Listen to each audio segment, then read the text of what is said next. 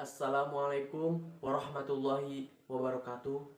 Sampurasun, Bapak Ibu Guru Dosen, sareng Kepala STKIP Muhammadiyah Kuningan anu kuring dipika hormat, anu luhung ku ilmu panimu sareng jembar ku karsa, karya katut pengalaman oge rencangan ka para mahasiswa nu kuring dipeheman. Puji sinareng syukur, alhamdulillah urang sanggakeun ka zat ilahi robbi Allah subhanahu wa ta'ala ku kakawasan anjeuna urang sadayana tiasa diparengkeun riung mungpulung patepung laung bari nyucruk elmu pangawruh patepung rarai patarema panangan bari nyiar pangabisa bongkok ngaroyok paamprok jongkok tepangkeun wastapun Wempi Abdiansyah ti Prodi Pendidikan Bahasa jeung Sastra Daerah STKIP Muhammadiyah Kuningan. Dina kasempatan ieu sim kuning kenging pancen pikeun biantara dina raraga Hari Pendidikan Nasional 2 Mei tahun 2022. Nanging sateacana bade tamada ka wargi sadaya neda ampun paralun bilih aya nu luhung kaluhuran silih hapunten anu kasuhun margi saestuna sim kuring miskin ku pangarti malarat ku pangabisa rumaos teu bodo-bodo acan. Hadirin anu kusim kuring dipika hormat, sim kuring nenda widi bade maksakeun bae diajar cumarita payunun wargi sadaya. Dinten ieu urang sadayana sesarengan mieling Hari Pendidikan Nasional nu diabadikeun dina setiap tanggal 2 Mei. Naon margina Hari Pendidikan ditetepkeun dina tanggal 2 Mei teh?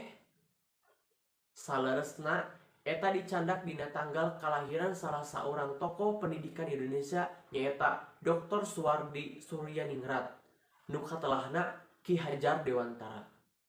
Dupi tujuan urang ngayakeun paringetan ieu kajabi kanggo ngahormat sareng ngemut-ngemut kana jasa-jasa anjeunna dina nyarita ngeunaan pendidikan di negara urang. Sapertos anu kauningan ku urang sadayana yen masalah pendidikan hiji hal anu kacida pentingna kanggo urang sadayana, khususna para pemuda-pemudi tunas bangsa pewaris cita-cita nuju kana masyarakat anu subur makmur gemah ripah repeh rapih. Hadirin anu kusim kuring dipika hormat, dina kasempatan ieu peryogi sim kuring ngadugikeun tujuan pendidikan nasional diantawisna nyaeta anu kahiji ningkatkeun katakwaan ka Allah Subhanahu wa ta'ala nyaeta ngajalankeun sagala parentahna jeung ngajauhan sagala anu dilarangna.